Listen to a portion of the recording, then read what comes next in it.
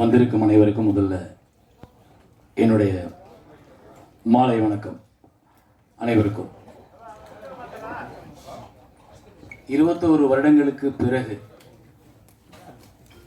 21 வருஷங்களுக்கு முன்னாடி எப்படி ஒரு கடினமான முயற்சியாக இந்த திரைப்படத்தை எடுக்கிறதுக்கும், திரைப்படத்தை கொண்டு வர்றதுக்கும், திரைப்படத்தை மக்கள்கிட்ட கொண்டு போய் சேர்க்கறதுக்கும் எவ்வளோ பெரிய ஒரு கடினமான முயற்சி எடுத்தோமோ அந்த முயற்சியோட பலன் 21 வருஷம் கழிச்சு இன்றைக்கும் இந்த திரைப்படத்தை வெளியிடும்போது எல்லாராலையும் இந்த படம் எப்போ வருது, நாங்கள் பார்க்கணும், எங்களுக்கு ரொம்ப பிடிச்ச படம்னு சொல்ல வச்சு இன்றைக்கி தியேட்டர் கிடச்சி மறுபடியும் ஒரு இயக்குனர், ஒரு கதாநாயகனாக நடித்த ஒருத்தர், எந்த பின்புலமும் இல்லாமல் சென்னைக்கு வந்த ஒருத்தர், அவரோட படமே அவர் இருக்கும் பொழுதே 21 வருஷம் கழித்து வெளியே வருதுன்றது ஒரு பெரிய சந்தோஷமான நிகழ்ச்சி, சந்தோஷமான விஷயம். அது யாரால் நடந்தது அப்படின்னா கண்டிப்பாக உங்கள் எல்லாராலையும் தான். நான் ஒருவனே என்னோடய முதுகில் தூக்கி சுமந்தரில்லை. எனக்கு பின்னாடி என்னை பக்கபலமாக இருந்து தூக்கி விட்டவங்க, எனக்கு இந்த படத்தில் பெரிய சப்போர்ட் பண்ணவங்க, நடிகர்களா, டெக்னீஷியன்களா, முதலீடு செய்தவர்களா, நிறைய பேர். அதை தாண்டி இந்த படம் மக்கள்கிட்ட கொண்டு போய் சேர்றதுக்கு காரணமாக இருந்தது பத்திரிகையும் ஊடக நண்பர்களும். அதை நான் என்றுமே மறக்க மாட்டேன். ஒவ்வொருத்தரும் வரிஞ்சு கட்டிக்கிட்டு எழுதுனீங்க இந்த படத்தை கொண்டு போய் சேர்க்கறது. இது நல்ல படம், நல்ல படம், நல்ல படம். ஒரு பக்கம், 2 பக்கம், 4 பக்கம் எழுதினவங்கெல்லாம் இருக்காங்க. ஸோ உங்கள் எல்லாரையும் இந்த 21 வருஷத்துக்கு அப்புறம் உள்ள ஆட்டோகிராஃபோட ரீரிலீஸ் பண்ணுற நிகழ்ச்சியில் பார்க்குறதுல ரொம்ப பெருமைப்படுறேன், சந்தோஷப்படுறேன், தலைவணங்குறேன் இந்த படத்தை மறுபடியும். ஏன்னா இன்றைக்கி மக்கள்கிட்ட நல்ல படம் வந்துடாதா, ஒரு நல்ல படத்தை பார்த்துட மாட்டோமா, திரும்ப தேட்டருக்கு கூட்டமாக பெண்களோட, குழந்தைகளோட எல்லாரும் போயிட மாட்டோமான்ற ஒரு ஏக்கம் இருக்குன்றது நான் இந்த படத்தை வெளியிட்டதுக்கப்புறம் உள்ள கமெண்ட்ஸ்லையும், இதுக்கு முன்னாடி நிறைய நல்ல படங்கள் வரும் பொழுது அது ஓடாமல் போனப்போ அதுக்கு கீழே இருக்க கமெண்ட்ஸ்லையும் நான் பார்த்துருக்கேன். இப்போ மறுபடியும் ஏன்னா இன்றைக்கி வந்து திரை உலகம்னாலே ஃபாஸ்ட்டில் அடி வெட்டு குத்து மரணம் அப்படி தான் போயிடுச்சு. அதை தாண்டி ஒரு நல்ல படம் பார்க்கறதுக்கு தயாராக இருக்கிற மக்கள்கிட்ட இதை கொண்டு போய் சேர்க்க வேண்டியது உங்கள் பொறுப்பு. உங்கள் எல்லாருக்கும் என்னுடைய மனப்பூர்வமான வணக்கம், நன்றி. மன்னிக்கணும், ரொம்ப லேட் ஆயிடுச்சு, ரொம்ப நேரம் எடுத்துக்க முடியாது. ஸோ இது ஆட்டோகிராஃப் 21 வருஷம் கழிச்சு அந்த படம் ரிலீஸ் ஆகுதுன்றத டாப்பிக்கை கடந்து சேரனை பற்றிய பாராட்டுரையாகவும் சேரனை பற்றிய விமர்சன மேடையாகவும் இது மாறிவிட்டது. அது வரத்தான் செய்யும், அப்படி தான் இருக்கும். நம்ம இத்தனை வருஷம் கடந்ததில் எல்லா மனிதர்களையும் பார்த்துருக்கோம், எல்லா நல்லவர்களையும் பார்த்துருக்கோம், எல்லா தீய காரணங்களையும் பார்த்துருக்கோம், எல்லா பிரச்சனைகளையும் பார்த்துருக்கோம், எல்லாத்தையும் கடந்து வந்திருக்கோம்.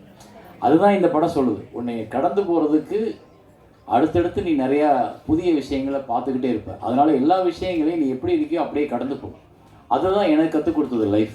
நான் இப்போ என்னோடய உதவியாளர்கள் சொன்னதாக இருக்கட்டும், இல்லை அமீர் சார் பேசினதாக இருக்கட்டும், இல்லை நண்பர்கள் பேசினதாக இருக்கட்டும், மில்டன் பேசினதாக இருக்கட்டும், இப்போ எல்லாரோடையுமே எனக்கு கருத்து வேறுபாடு இருக்குது, எல்லாரோடையுமே நான் சண்டை போட்டிருக்கேன், எல்லாரோடையும் எனக்கு பிரச்சனைகள் இருந்திருக்கு. ஆனால் என் மேடையில் அவங்க எல்லோரும் உட்காந்துருக்காங்க.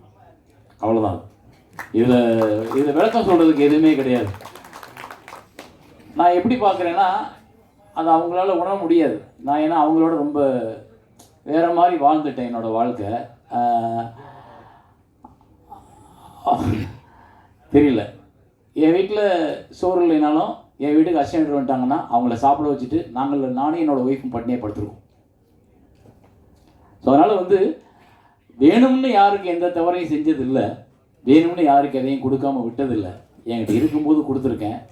இல்லாதப்ப நான் இல்லைன்னு தான் நான் சொல்ல முடியும், இல்லாதப்ப நான் என்ன பண்ண முடியும். ஆனால் இந்த சுதந்திரத்தை நான் அவங்களுக்கு கொடுத்துருக்கேன். இத்தனை வருஷம் பத்திரிகை நண்பர்கள்லேருந்து, ஊடக நண்பர்கள்லேருந்து, இயக்குநர்கள்லேருந்து, நடிகர்கள்லேருந்து எவ்வளவோ மேடைகள் பார்த்துருப்பீங்க. எந்த மேடையாவது ஒரு இயக்குனர் விமர்சனம் பண்ண உதவி இயக்குநர்களை பார்த்ததுண்டா? கிடையாது. ஆனால் நான் இப்போவும் அதை கொடுத்துருக்கேன்.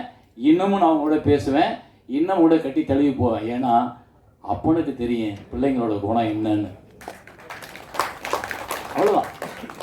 எங்கள் அப்பா என்னை எப்படி வளர்த்தவரோ அது மாதிரி நான் அவங்கள வளர்த்துருக்கேன். அவங்களுக்கு எல்லா உரிமையும் இருக்குது. புரிதல் தாமதமாக தான் வரும். இயக்குனராகும் போதும், இயக்குனர் ஆனதுக்கு அப்புறமும், பிள்ளை குட்டிகள் பெற்று போட்டதுக்கு அப்புறமும். இப்போ பாண்டியன் சொன்னார்ல, என் அசிஸ்டண்ட்டு நான் டைரக்டர் ஆகும்போது தான் அது புரிஞ்சிச்சுன்னு. அதனால் உமாபதிக்கோ ராமகிருஷ்ணனுக்கும் இன்னது கொஞ்சம் லேட்டாக கூட புரியலாம். அவ்வளோதான். ஸோ வந்து வந்து இருந்த உங்களோட அன்பு எனக்கு மகத்தானது. ஏன்னா அன்னையிலேருந்து இப்போ வரைக்கும் என்னுடைய படங்களாக பார்த்துக்கிட்டு இருக்கீங்க, என்னை மனுஷனாக பார்க்குறது இல்லை. இங்கே யாரும் அது பார்க்க வேண்டிய அவசியமும் கிடையாது. அவங்கள பாதுகாத்துக்கிறதுக்கு அவங்களுக்கு தெரியணும். அவங்களுக்கு இன்னொருத்த பாதுகாக்கின்ற கட்டாயம் கிடையாது. நான் வந்து இங்கே இருக்க யாரையுமே பாதுகாத்துட முடியாது, நான் என்னை தான் பாதுகாத்துக்க முடியும். ஸோ நீங்கள் இந்த திரைப்படம் 21 வருஷங்களுக்கு அப்புறம் இந்த ஜென்ரேஷனுக்கு போய் சேர்றதுக்காக என்ன பண்ணியிருக்கோம், இந்த படத்தில் என்ன இருக்குது, இந்த படம் அவங்களுக்கு என்ன சொல்லும். நான் அப்படி தான் படம் எடுப்பேன். படம் எடுக்கும் பொழுது வியாபார நோக்கம் மட்டும் எடுத்திருந்தா நான் வந்து என்றைக்கோ காணாமல் போயிருந்திருப்பேன். பெரிய வெற்றியை கொடுத்துருப்பேன், 5 படம் பெரிய ஹீரோவோட ஒர்க் பண்ணியிருப்பேன், அப்புறம் காணாமல் போயிருப்பேன். ஆனால் இன்னமும் என்னுடைய படம் எங்கேயோ ஒரு இடத்துல என்னோட சமூகத்தில் என்னோட பக்கத்தில் யாரையோ ஒருத்தர் இந்த படம் கையை பிடிச்சி கூட்டி போய் ஒரு கரையை சேர்த்து விட்டுருச்சுன்னா அது என்னோட வெற்றி. அப்படி தான் நான் ஒவ்வொரு படத்தையும் உருவாக்கியிருக்கேன். இந்த படம் கூட அதுதான். நீ எந்த தோல்வியாக இருந்தாலும் கிடக்கலாம், காதல்ன்றது நான் எடுத்துக்கிட்ட ஒரு ஆயுதம்.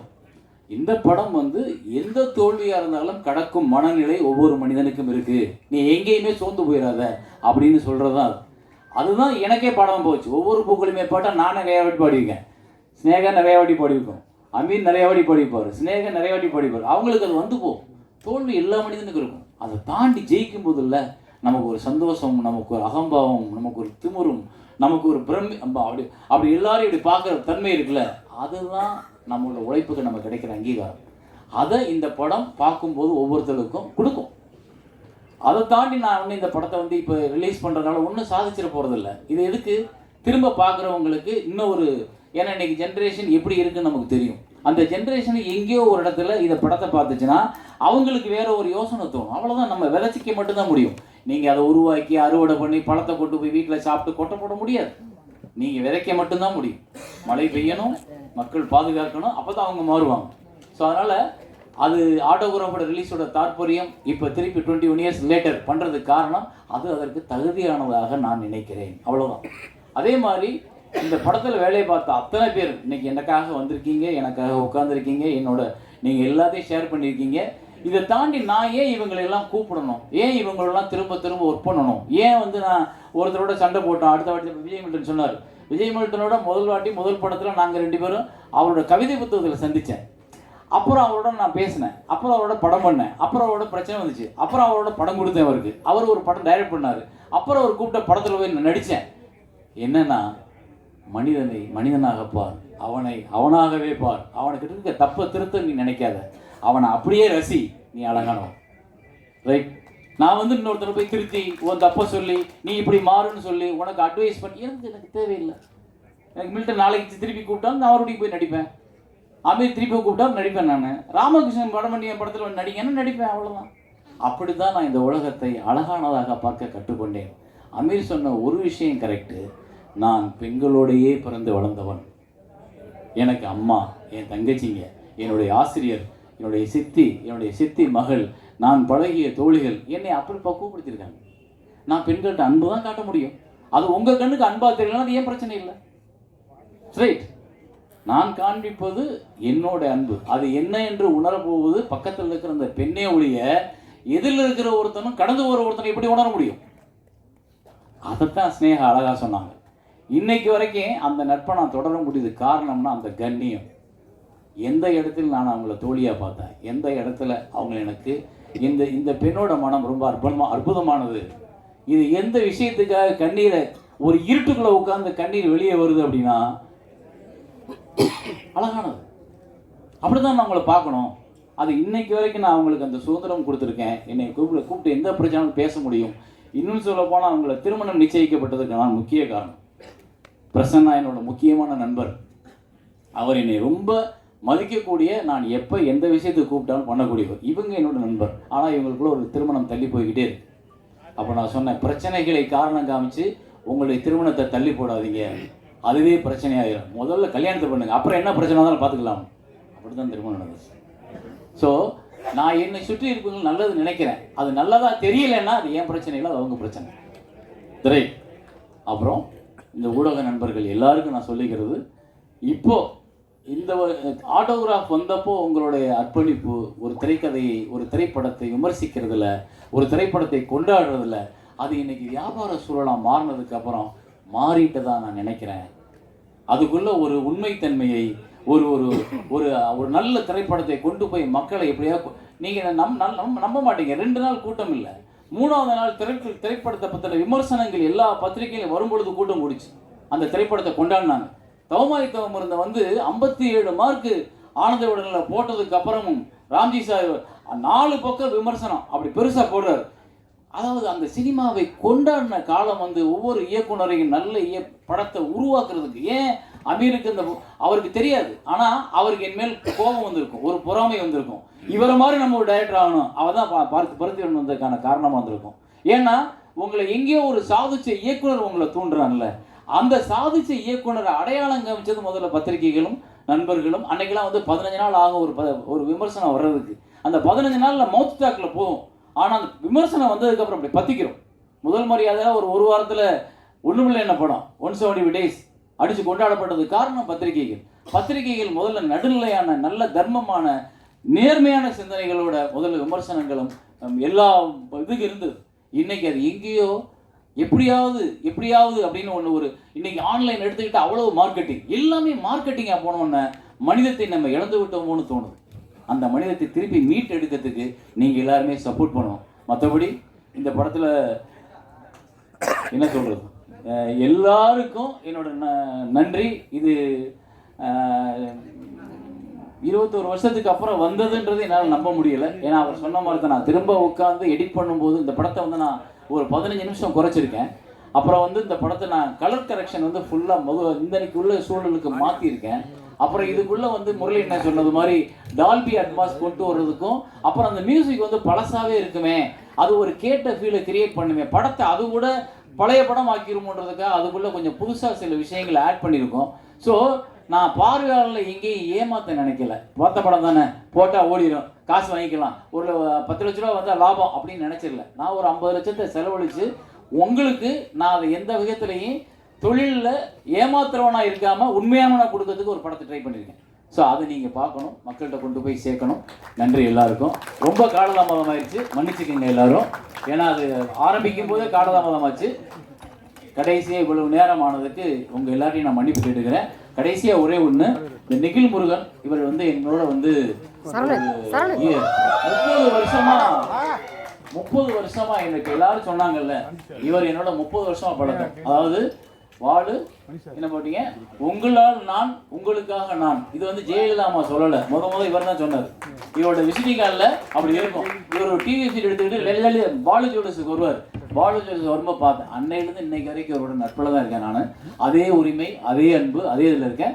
அவரை நான் இந்த படத்துக்கு நீங்கள் பண்ணுங்க. எனக்கு முதல்ல ஜான்சன் சார் பண்ணார் படம் ரிலீஸ் அப்போ, அவர் இன்னைக்கு வர முடியல. இந்த இடத்துல எல்லா ஹீரோவும் கதை சொல்லும்போது கூட்டி போனது வருதான், அவங்க பண்ண மாட்டேன்னு சொல்றது என்கிட்ட மறைச்சது வருதான்.